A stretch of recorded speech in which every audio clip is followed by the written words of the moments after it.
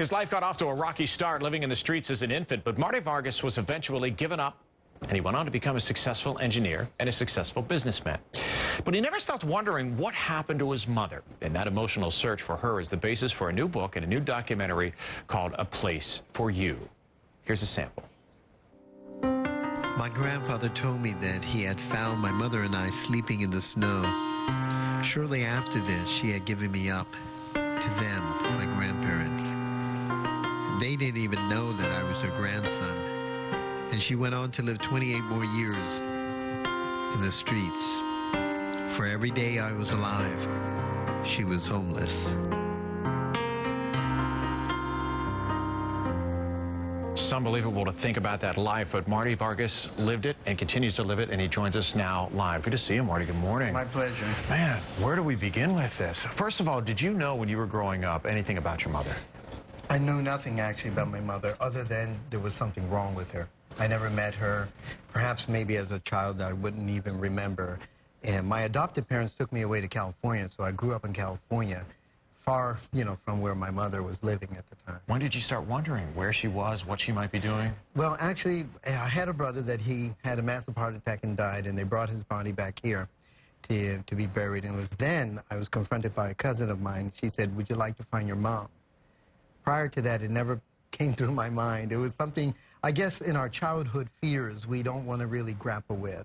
And so that night, on that day, I decided I would find. And what was the journey like to find her? It was a very emotional journey. It was something that I had to face, like all of us have to do some point in our life, face our fears. And I couldn't sleep realizing the very woman who had brought me into this world was somewhere out there sleeping in the streets. Did you know that? Did you know she was in the streets and homeless? No, I didn't know. Only when she was, was confirmed to me. All I knew was I grew up with the stigma that your mother's crazy. Mm. But you had no idea where she was? No.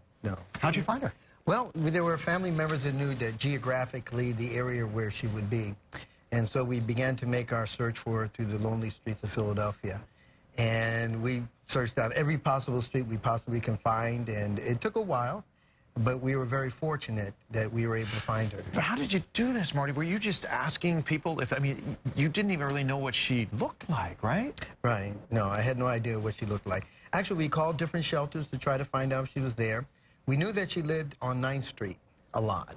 She would at least haunt that area. And that is a place where, you remember the movie Rocky 1, was running down the street and they're selling all these things in the Italian market. So we coursed that area and combed it quite well. But she wasn't there. And so we began to continue all through, different parts of Philadelphia. Even uptown Philadelphia with all its bright lights and expensive department stores couldn't, flood out the strains of poverty and despair. We came across one old drunk that was just lying there, and my heart just stopped. I said, could this be my mom? It was in the center of the city where, you have these steam vents that come up where people lay on top of them to try to keep warm at night. And I was just so afraid that I would find her dead, because oftentimes they would find these people frozen to death in the morning. And when I looked down on the callous face of that old drunk, I realized, thank God it's not her. Mm. And I realized that night I couldn't handle it. But the next night would be the night. And we began to make our way towards the dark streets of Philadelphia.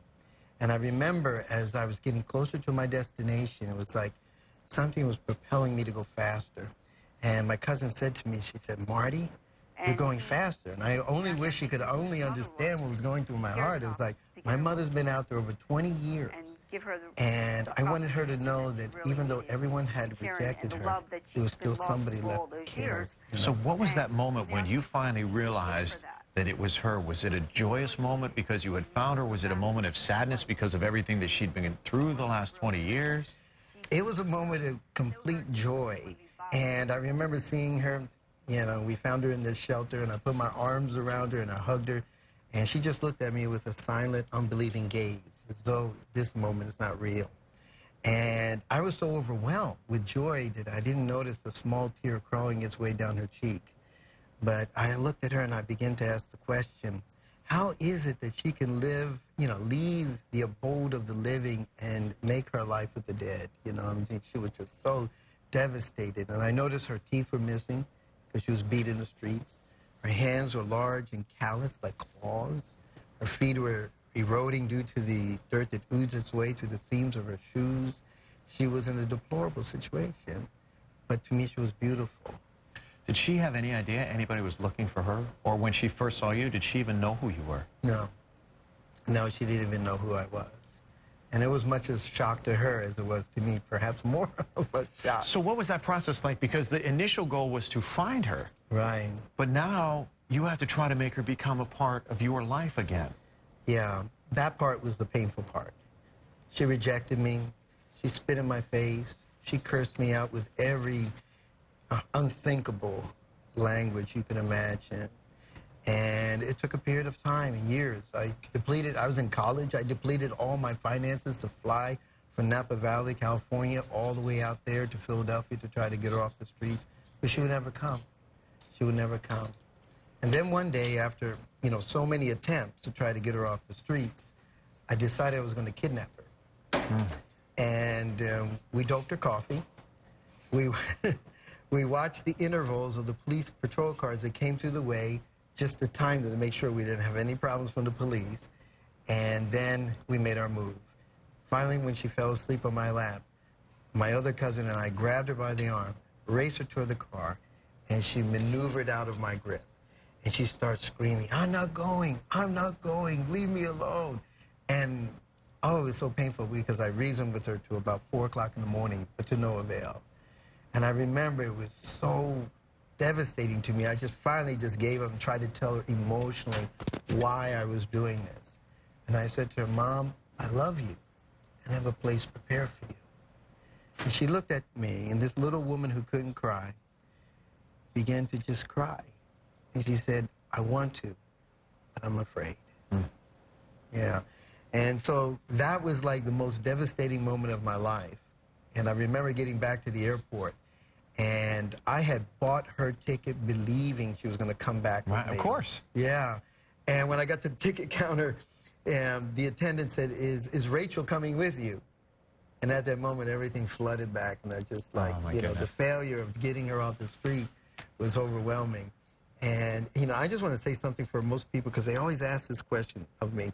How is it that you can do this? I have this thing about germs. I like to be clean and everything like that. And my mother was, she smelled like defecation, urine, weeks-old coffee, all these things, ooze from her pores. And I realized if I had to reach her, I had to genuinely love her. Mm-hmm. And at that point, I didn't have it. But then one day, I just chose to love her. And I remember putting my arm around her, and she looked at me. People can sense when you care, It's like the moment I chose was the moment that the actual real love came, not just obligations. My mom, I got to help her. Right. She's in the streets. And so what happened was, that night when I did that, a street sweeper was coming by, and he's, sweeping the street, and he looked at me and looked at her, looked at me and looked at her. He said, what are you doing with a thing like that? And I looked at him, I said, she's my mom. Well, Marty, we don't want to give away the whole story, because your documentary is going to be airing, and you can watch it on PBS here in the Washington, D.C. area. We don't recommend that you use the techniques that you used to get your mom to try to get her off the streets in any way, but I know that at that point you were probably just doing whatever you could do to try to get her back into your life again. The story is fascinating. There was a book, there was a documentary. Again, you can watch it on PBS. It airs tonight? Tonight, 7 o'clock, 7 p.m. All right. You can watch that right here in the D.C. region. Check out the local PBS affiliate, and you can find it there, and you can watch the rest of the story, and you can see how everything ends. Thanks, Marty, for joining us. Thank you. Amazing journey.